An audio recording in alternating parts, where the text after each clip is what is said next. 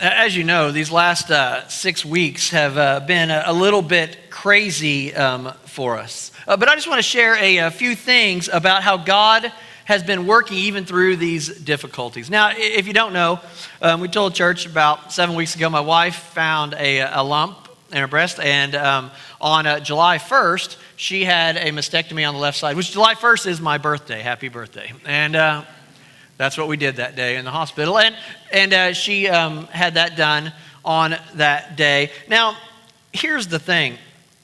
Throughout this whole thing, and the whole is really like 7 weeks, it's been so fast, we've seen God move like crazy. We have seen God move. Some of you guys may know this already. So it's on Tuesday, and the surgery is on Thursday, and the plan was just to do the mastectomy, but then we get a phone call. Our surgeon and his nurse ran into the plastic surgeon. And the plastic surgeon then began to talk, and my wife's name came up. And the plastic surgeon said, you know what? I've got a light day on Thursday. If you make her the last one, we'll go ahead and do that too. And so they went ahead and did that. We got a phone call. We had to run on Wednesday to go meet with the doctors, and they started that on Thursday. And here's the thing. The surgeon actually had no appointments available until August at some point. So the surgery probably would have been a second surgery and have been at least 6 months from now. But you see, God intervened. God worked. And so these meetings and this coincidence or whatever it was, God was at work. God had a plan. My wife starts chemo this Tuesday, and that goes for about 3 months. And we're thankful, though, because it's only 4 times. And it's basically just cleanup. And so God has been working. The size of the tumor was 8 centimeters. It was absolutely massive. And I'll be honest, I think the oncologists thought to themselves, I've never seen anything this big not go into the lymph nodes before. You see, God was working. God was working. And God has a plan through all of this, no matter how hard we struggle sometimes. Even in the midst of struggles, God is at work. And even when things don't look like they're going to work out, God is at work. And we see that throughout the Bible, and we especially see this through the book of Judges. Now, I have a confession to make. Judges is my favorite book of the Bible. I'm really a junior high boy at heart, all right? I love Judges. Like, I don't know how you can't read through the book of Judges and just go, not only is that awesome, it is crazy. There are some crazy, amazing things that happen in the book of Judges. And when I was a youth minister, a children's pastor, I would teach through this book all the time because the stories are so amazing. And what we see time and time again is no matter the struggle, God is at work. And in case you aren't familiar with the book of Judges, here's what it is in a nutshell. Israelites do bad. They go into captivity. God sends a judge to let them out. They do bad. They go into captivity, and God sends a judge to let them out. It's like at my house. The kids do bad. They go to their room. I give them grace and let them out. It's just a cycle that continues and a continual thing. And that's what we see through the book of Judges. And we see that actually kind of today. I mean, how often do you know people that are like, yeah, I'm going to come to God because things are really hard. Things get better, and they decide, I don't need God anymore. And we see that, and that's what the book of Judges shows us, is them leaving. Now, the reason this kept happening was from the Israelites' decisions. They made poor decisions over and over, but throughout their problems and their disobedience, God was still at work. God was still at work. God works through his people and despite us sometimes. So let's jump in and look at my favorite story in the book of Judges. If you have your Bibles, you can turn to Judges chapter 3. Judges chapter 3, and this is my favorite story. And the fact that we see here in Judges 3 is this. That God used the unusable to achieve his plan. God used the unusable to achieve his plan. I don't know if you've ever read the story of Ehud and Eglon. Let me tell you about it. Ehud's a judge. Eglon's the evil king. You know, it's like a movie. You know, it's one of those. And Ehud is the judge that God's picks. Let me tell you something about Ehud, though. It's interesting. Ehud is left-handed. You guys are like, so what? Well, back then, being left-handed was looked down upon. Trust me, I know half of my family is lefties, so I understand how weird they truly are, all right? And so I get it, but back then they thought it was like almost like a handicap. You're left-handed, but that's who Ehud was, and that's who God had picked. Now Eglon, he is the evil, evil king, all right? Actually, we found an old picture of Eglon. And so here's the thing about Eglon is he is massive. He literally, the Bible talks about how massive this dude really is. He is huge, and that's going to play a part in our story. So here's what happens. Ehud goes to Eglon, and he says, I have a tribute to give to you, O great king. Now remember that he was left-handed. And so here's what happened. He made a 3-foot sword, and he strapped it to the inside of his right leg. When he would come to the king, the guards would check anybody that would come in, and they would pat off the left leg. You know why? Because they're not weirdos that are left-handed. And so most people were right-handed, so they would strap it to the inside of their right leg or their left leg, and they would be able to pull out their sword when they need it. Who's going to put it over here? But that's what Ehud did because he's left-handed. And so he has the sword there, and he sneaks it in. And he goes and talks to the king and gives him a tribute, and he pretends like he leaves, and he comes back. And he comes back and he says, hey, king, I got a secret message for you. Can I tell you this? Can you send everybody out of the room? Well, this king, he's a big, tough guy. He doesn't care. He's not worried about this. So he says, all right, sends all his people out. Now, here's the interesting part about this. It's believed, it's possible that Eglon was actually talking to Ehud while Eglon was going to the bathroom, in the potty room, by himself. So he sent everybody out. And I'll be honest, I do not want a mental image of Jabba the Hutt going to the bathroom. There you go. That was for you. And so Ehud goes in there, and he sees Eglon, and he goes, here's the message I have for you. He pulls out the 3-foot sword, stabs it into his belly, and the Bible literally says his fat swallowed the sword all the way over the hilt. It's like, yeah, I'm telling you, Jabba the Hutt's a perfect example of what I'm talking about here. All right? And so then what Ehud does is he has to escape. There's only one route here. There's only one direction I can go. So he jumps down the toilet, which drains down, and he runs away, and he leaves. And it says the guards waited to the point of embarrassment. You know, it's like whenever your spouse says they're going to the bathroom, and really they just want a few minutes of alone time. It's like 20 minutes or 30 minutes. Are you okay in there? The guards wait like an hour, and they're like, did the king fall in? What's going on? And they come in, and they see that the king is dead. And Ehud led God's people to freedom by defeating the evil king. And here was the thing about this. Ehud was being willing to be used. And people thought, how can anybody use a left-handed person? I mean, he's unusable. He's weird. He's got these problems. And Ehud was able to do it because he was willing to do where God was leading. And he was willing to go and willing to do whatever God wanted him to do. You see, God works when we're willing to follow. And God used the supposed unusable to achieve his plans. So don't underestimate what God can do through you. We see the next chapter, chapter 4, and God uses the unexpected to achieve his plan. He uses the unexpected. We see this refrain throughout Judges. Judges 4, 1 and 2 says this. Again, the Israelites did evil in the eyes of the Lord, and now that Ehud was dead, so the Lord sold them into the hands of Jabin, king of Canaan, who reigned in Hazor. Sisera, the commander of his army, was based in Harosheth Hagoyim. All right, lots of big words there. And so basically, Ehud, the judge, dies, so Israelites do bad, they get captured again. This whole thing repeats. And then God raises up Deborah in Judges 4. Now, here's the thing about that. Women weren't supposed to be the leaders. They weren't supposed to be the ones that were in charge of the army. They weren't supposed to be the ones that were going to do these things. But God picked her because he wanted somebody who would be faithful and who would follow. And we see that they have to get out of captivity again. And this is what happens when she leads. So we have Deborah. Deborah's the leader here, and she says to Barak, she says, hey, you're going to go defeat Jabin so we can be free. Barak says this to her. He's like, I'll go if you go with me. He's like a little kid who's scared to go back to their room. The boogeyman is going to get them. She's like, I'm not going to hold your hand. Like, you can do this. I can't. This is the leader of a giant army. And he says, Deborah, if you go with me, I'll go. I'm scared. And she's like, all right, you big sissy. That's not actually in the original Hebrew. And says, all right, I will go with you. But you know what? Because you're such a pansy, you're not going to get the kill in this. A woman is going to take the kill. I mean, he's probably thinking to himself, there's no women in my army. Like, how's that going to work? He says, okay. And they go.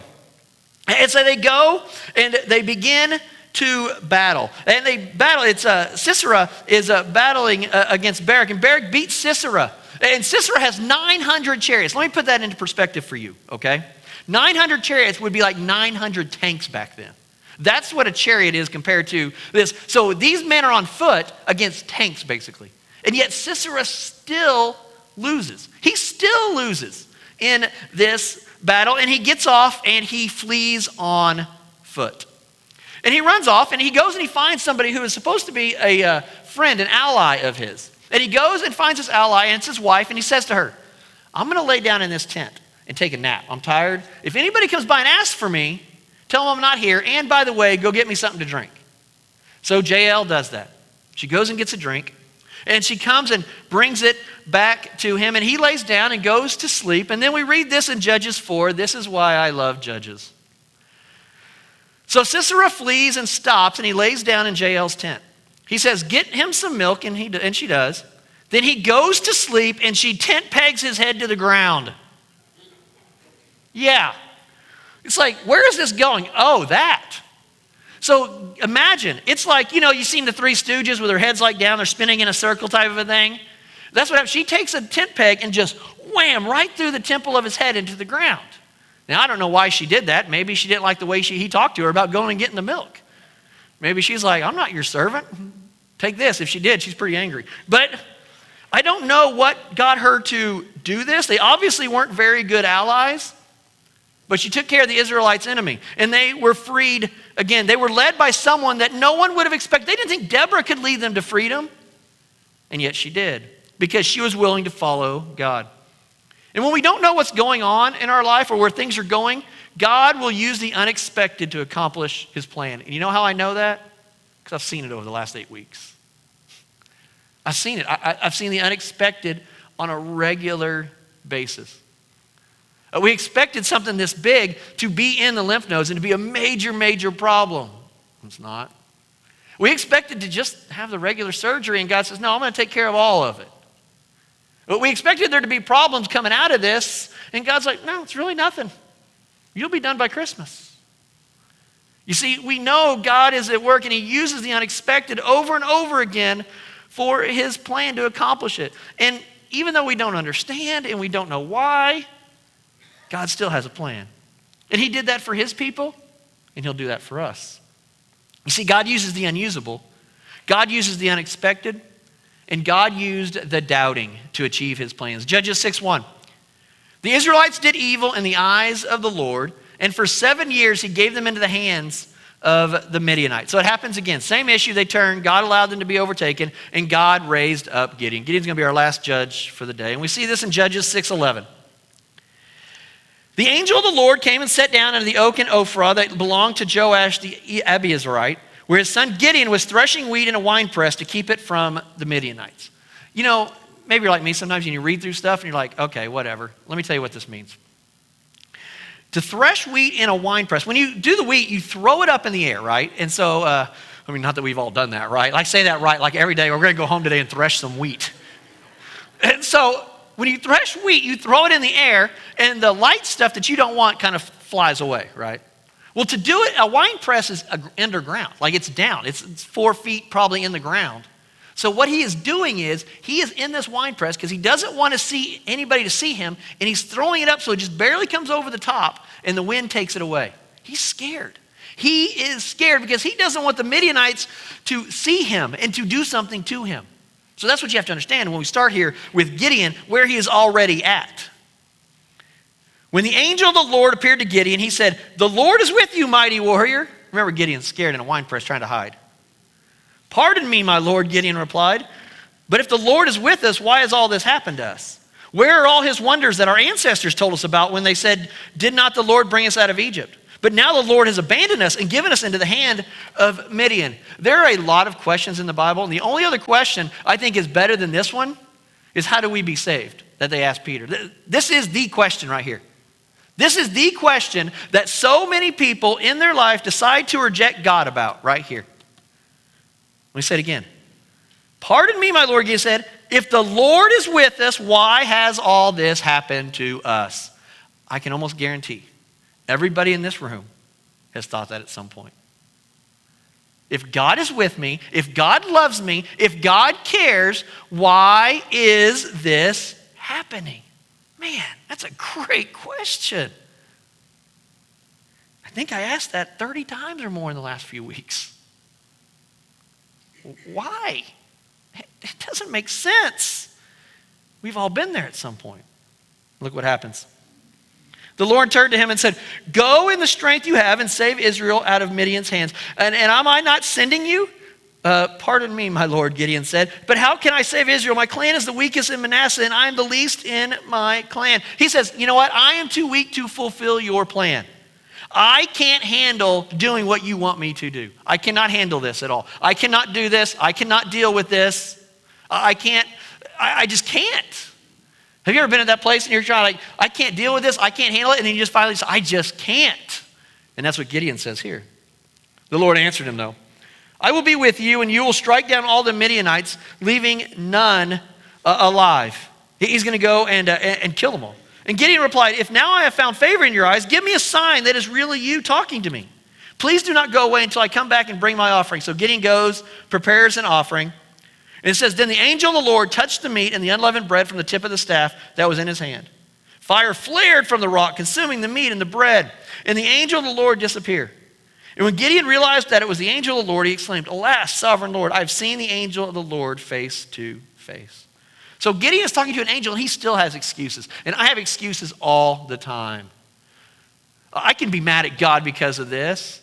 It's not fair. It's not right. I can't do this. I can't deal with this. I'm scared, and I have doubts that God actually has a plan. And God says, I've been there before. I'll be there again. I am always with you. You may not see all the parts of the plan, but I am there with you. And God's plan can even work through us doubters. It works even when we have doubts. And He is there even when we aren't sure of the outcomes. God is working. Let me show you how God was working. So God is working through Gideon. And so the first thing Gideon does is he tears down the Asherah poles, which is basically what they worshiped. And everybody gets ticked, and God deals with that. But then we see the big one. You see, God needed Gideon to lead an army to defeat a massive army. And Gideon, you know what he did? He said, I'm scared, God. Are you sure this is you? This is not just bad tacos last night talking to me, right? Like, I feel something moving, but I want to make sure it's the right moving. So he says, I tell you what, God, well, how about this? There's this fleece, and I'm going to set it on the ground, okay? And if there is dew on the fleece and not on the ground, I'll believe that you're the one that did this. So the next morning, guess what happened? There's dew on the fleece. The Bible actually says he wrung the fleece out. So God was like, I'm not just going to make it a little bit damp. It is going to be soaking wet, and you're going to realize it's me. So he's like wringing this fleece out. And then Gideon says, God, how about this? I know maybe that was an accident. Maybe that was the bad tacos talking to me. How about this? What if the ground is wet and the fleece is dry? We don't want that. I don't want this to be an accident that you're calling me to go face this giant army. And so God says, all right. And the next day, the fleece is dry and the ground is wet. I love how chapter 6 ends and how chapter 7 begins. Let me read you the end of chapter 6. Chapter 6:40. That night God did so. Only the fleece was dry, all the ground was covered with dew. And then, Judges 7:1. Early in the morning, Jerubbaal, that is Gideon, and all his men encamped at the spring of Harod. The camp of Midian was north of them in the valley near the hill of Morah. All right, here's what happened. Gideon says, I'm scared, God. I don't know what your plan is. I don't understand, but you're clearly leading me to do it. So he's like, and he actually said those words, I guess I got to go. He didn't mess around anymore. He didn't go, all right. He goes, this is what you're calling me to do. I don't know your plan. I don't know how this is going to work out, but I'm going to go and do it. So he jumps up and immediately does it. And then God allowed Gideon to see his power. You see what the problem is? We want to see God tell us exactly how everything is going to work out before we choose to follow sometimes. I know I do. I love to have a plan. I like to have plan A through Z. I like to have them all, I need to know how this is going to work. And often God is like, you step first, I will show you the rest. You know how I know that? Because I've seen it over the last 8 weeks. When you have doubts and you're like, what's going on? Why is this struggle? God says, you do what you need to do, what I'm calling you to do, and the rest will work out. So this is when we really get to see Gideon. Gideon gets to see God's power. So Gideon is now going to do what God has said for him to do. And he gathers 32,000 warriors. And that may sound like a lot to you. It's really not that many. And Judges 7, 2-3 says this. The Lord said to Gideon, you have too many men. I cannot deliver Midian into your hands, or Israel would boast against me. My own strength has saved me, is what they would say. Now announce to the army, anyone who trembles with fear may turn back and leave Mount Gilead. So 22,000 men left, and 10,000 remained. When I read stories like that, I like to put myself into the head of everybody there. Gideon walks up there, and he's like, all right, I know some of you guys are scared. If you are scared, you can leave. Out of 32,000, 22,000 left, and I would have been at the front. What? We don't have to do this? Sweet. I'm out. I didn't want to die today anyway. So, first of all, if you're them, can you imagine being one of those people? Like, you're just like, okay, I'm a chicken. And you leave. Imagine being the other 10,000. I mean, you're sitting over here going, man, we can do this. And 2/3 of your army leaves. You're like, why are you leaving? The guy looks back and goes, because I'm not an idiot like you. And you're like, what's your problem? Why are you guys going? So now you have an army that is 1/3 the size of the army that it was previously. And now imagine being Gideon. Gideon's like, come back. Come back. Where are you guys going? And then God laughs. I think God has a really good sense of humor. I think he laughs all the time. And I can guarantee you he was laughing when he said Judges 7:4. But the Lord said to Gideon, there's still too many. Still too many. Take down to the water, and I will thin them out for you there. If I say this one shall go, he shall go. But if I say this one shall not go with you, he shall not go. At this point, if you are Gideon, you are having a panic attack. A panic attack. Your army was already way, way smaller than the one you're going to fight. God got rid of 2/3 of them, and God looks down and he says, that's too much. That's too much. I mean, it would be like going into the Olympics with the best team in the world and going, man, our team's just too good. This is not fair. Let's just cut it down. Let's let the terrible players play.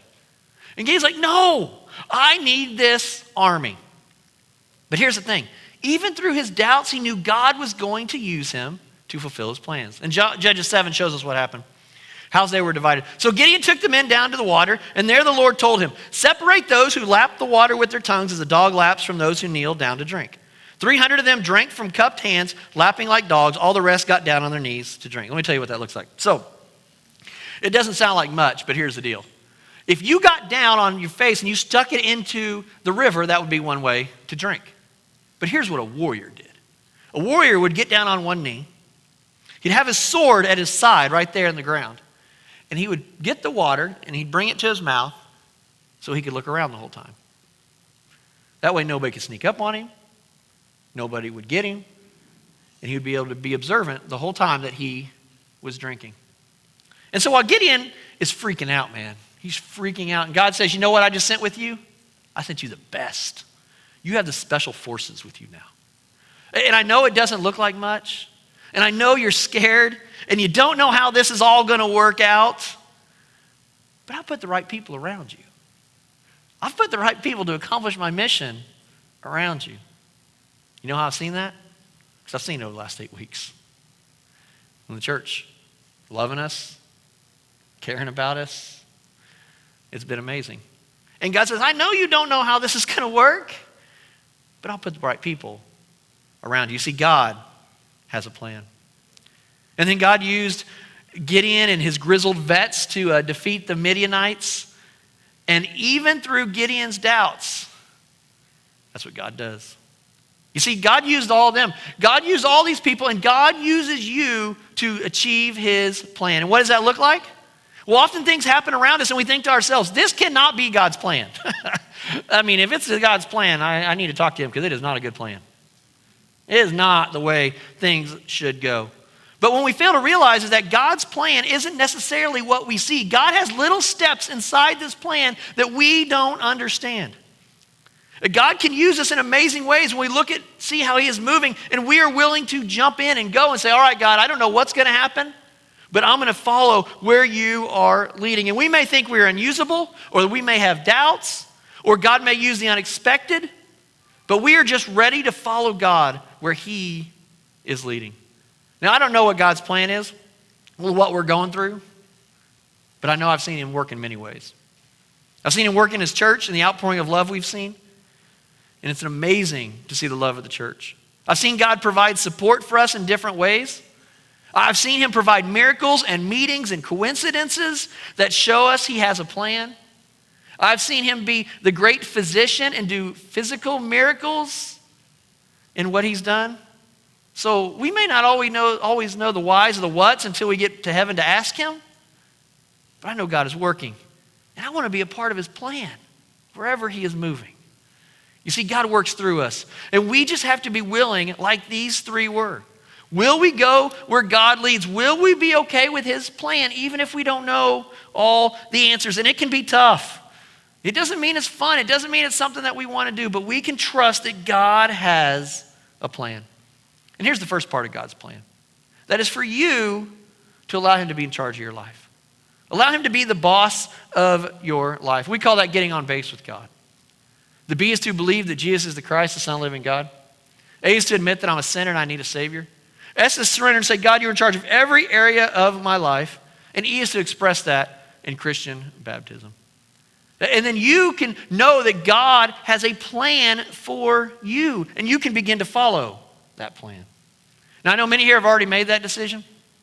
And if you've already done that, here's our mission for the week. Look at the situations, the circumstances, and the struggles around you and think about this. How can God use me through this? How is God working through this tough time? How do I see God? And what can I do to bring God glory through this? So even if you think you're unusable, something happens that's unexpected, or you even doubt, remember God has a plan for you. And God is always there. But here's the real question. The question that separates these three that we talked about today and other people is this. When things are hard and things are scary, will you still follow? Will you follow? Will you do what God has called you to do? Because God has a plan for your life. Let's pray.